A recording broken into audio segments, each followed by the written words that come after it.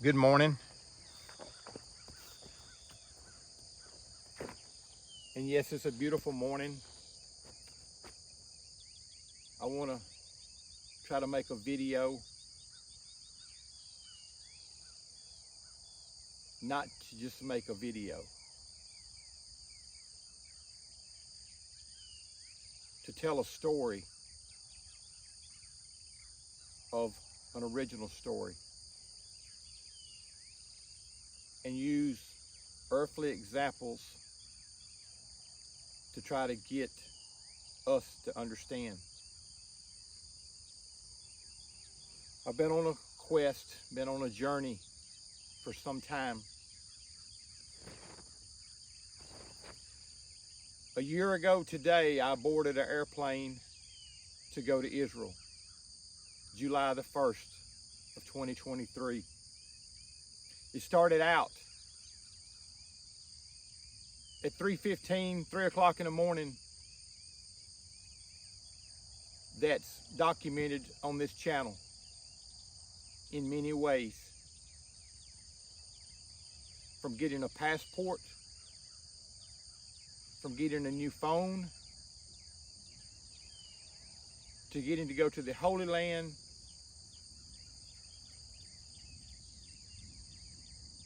and to see some wonderful places, some beautiful places. In my hand, I have two things, two objects. One being God's Word, one being a staff that the Lord had me make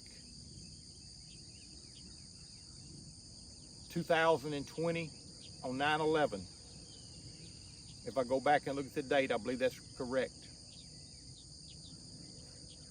You'll find everything pertaining to the staff is in Ezekiel 37, starting at verses 15. In my hand here is my written word, God's written word, I'm sorry. In the beginning, God created the heavens and the earth. The earth was formless and void, and darkness was over the surface of the deep, and the Spirit of God was moving over the surface of the waters. Then God said, "Let there be light," and there was light. God saw that the light was good, and God separated the light from the darkness. God called the light day, and the darkness he called night. And there was evening, and there was morning one day. If you continue on, it's the fourth day when he created the sun and the moon. If I'm going on memory, what I read earlier,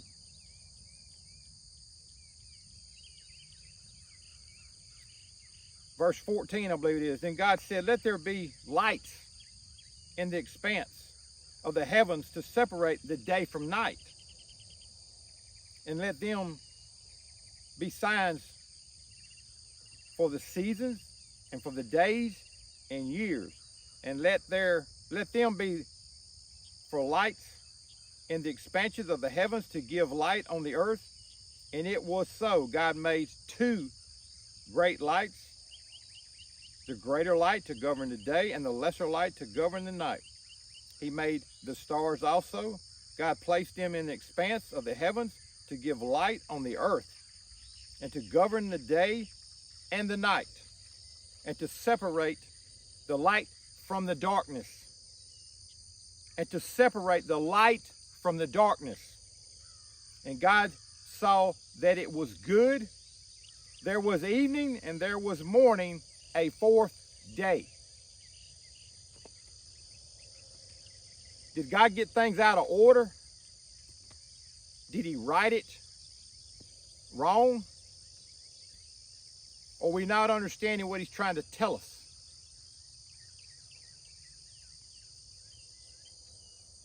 How do I keep this quick? How do I keep this on point?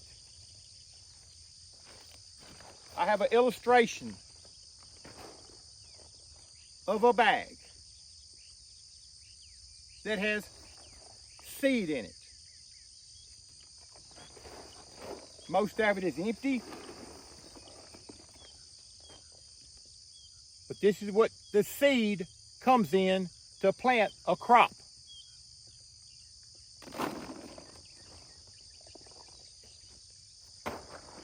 I've been able to watch the entire planting of this crop.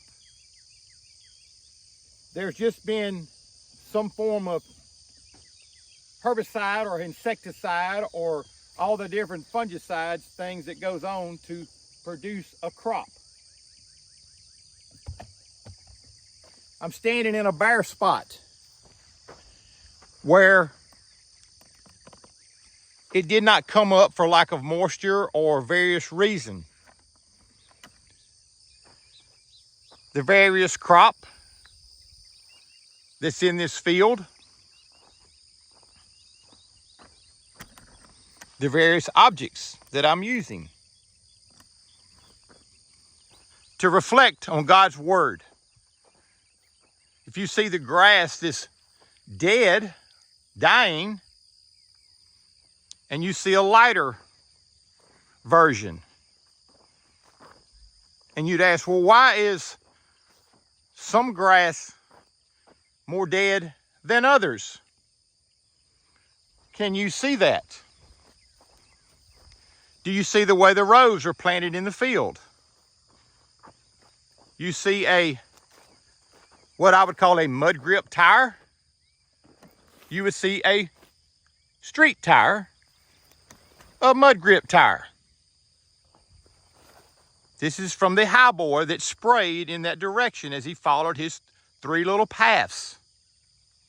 When he sprayed this way, he sprayed left side if he was going that way, and it killed, and it's killing that.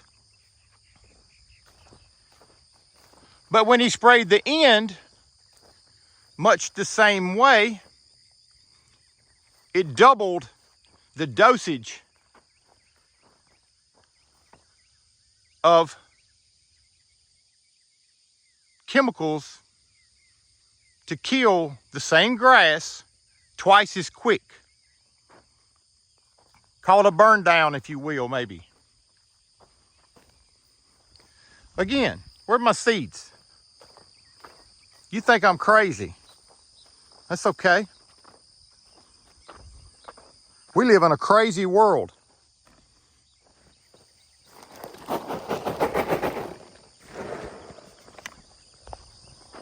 A crazy world. So this is where the water runs to the lowest point, drains the field so it don't drown out. This here was planted the 10th and the 11th day of June. Here we are, 20 days later, July the 1st. This is what it takes to get 20 days. Ideal condition. The farmer has been over this field 10 times. You see the various weeds dying. The various weeds. You see this weed? That's a different weed. Looks like, well, I won't try to say what kind of weed I think it is. I can look back in my calendar and I can tell you when he planted this versus planting this.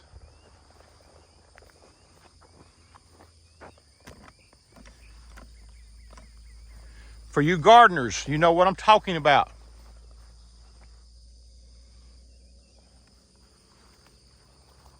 You see variations of crops planted from one seed.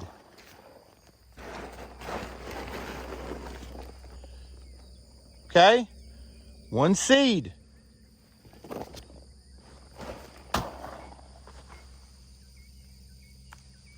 That produces a plant. Yeah, you think I'm crazy.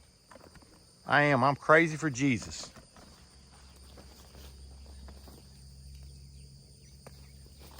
You see blooms on this plant. Okay? Is there any blooms in your life?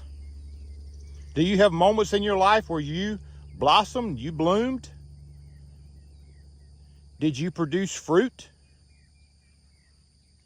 Are you producing fruit? It's my question. What are you producing? God is raising up an army, not a stale, dead church.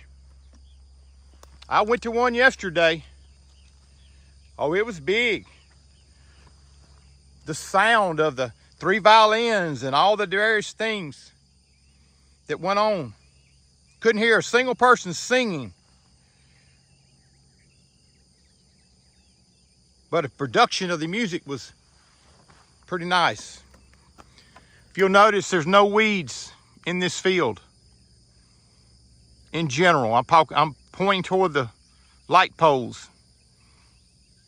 You can see where we sprayed around the fence to kill the various weeds there. Guys and girls, if I say guys, I'm just in general, it's a general term. God is raising up an army. And you know what? Satan is raising up his army. And don't you think he don't know God's word. And that's why he's trying to take God's word.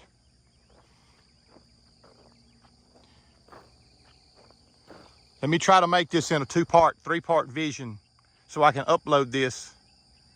Tune with me and follow. And I have a funeral to go to today. A good friend of mine's lost his daddy. When I say lost, he's lost from this side going to the other side based on what God's word tells us.